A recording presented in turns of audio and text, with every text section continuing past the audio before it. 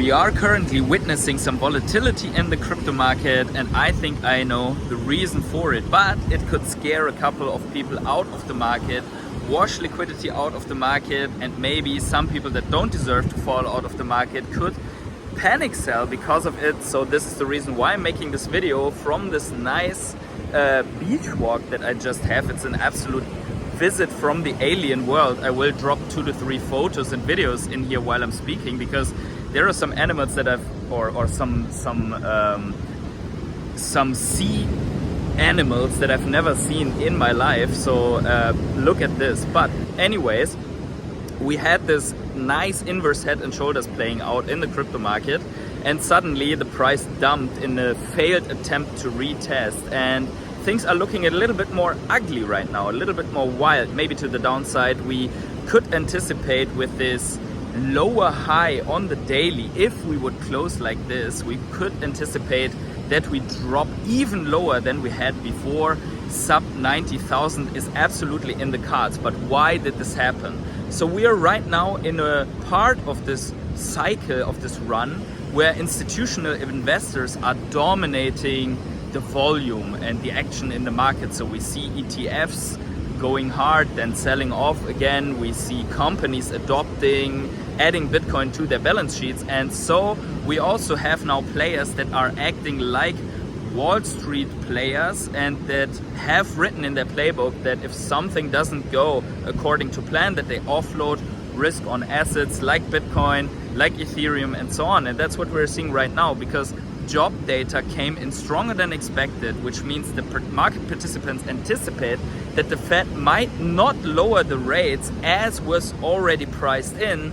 Therefore, they are pricing it out and offloading Bitcoin and Ethereum mainly, which are the 2 cryptos that are adopted at the moment. At the same time, there are a couple of things, strange things happening, right? So for example, Trump wants control over Greenland.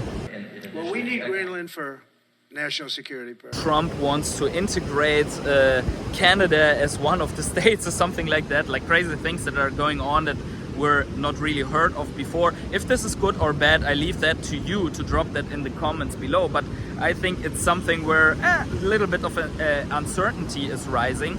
But I think way more important than that is what Trump just said in a press conference, is that the interest rate is too high for the economy, right? We are inheriting a difficult situation from the outgoing administration, and they're trying everything they can to make it more difficult.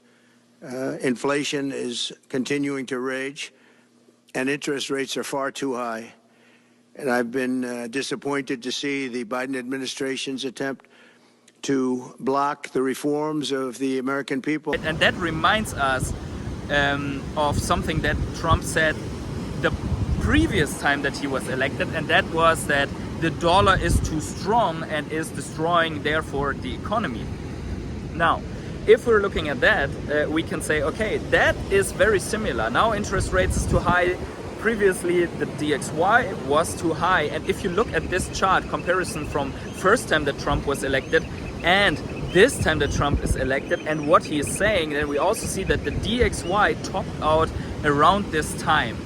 That means that this is a catalyst that is basically taking office on the 20th of January, meaning we could see another 2 weeks of downturn and turmoil, and then the market pricing in a more economy-friendly politics, weakening the dollar, potentially at least enforcing that the interest rate is being dropped a little bit harder, which is currently being priced out, and therefore we could expect the crypto boom to be back after Trump takes seat, all along with Trump being crypto friendly, all along with his VP being extremely crypto friendly, the new SEC chair coming in, basically expecting a more altcoin friendly politics beginning of this year, already starting right now, basically when Trump is taking office. So all of that, we see a little bit of a bearish momentum right now. We will see how it plays out. There is a lot of economic news coming in until the end of the week, but we're going to see probably what is going on with the inflation rate right now. We're going to see jobs, we're going to see manufacturing data and so on. So all of that, it will play some short-term effect, but the long-term effect, as always on this channel, is global liquidity. There's no way around, no matter which president, in printing more money to offsetting the massive debt that the US have accumulated. So global liquidity will go up as all the countries are indebted 70, 80, 90, sometimes 100, or in case of Japan, 225%. All of these countries, they have to print money, inject it into the economy to save the economy, or they have to go bankrupt, right? So there is no way around money printing and driving this cycle throughout the next year. So in my opinion, we are going to head higher, but considering the shooting star that we had, considering this bearish engulfing candle on the daily that we are forming right now, it's not closed by taking this video. We could anticipate a little bit more sideways, downside, a little bit more pain in the market. You see Bitcoin correct, altcoin correct harder.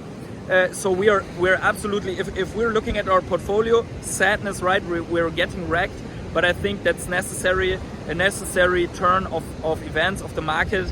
And yeah, so let me know what you think in the comments below, and wherever you are on the world, have a great morning, evening, day, night, or afternoon, and stay tuned for the next update, as I'm going to continue my beach nature walk here.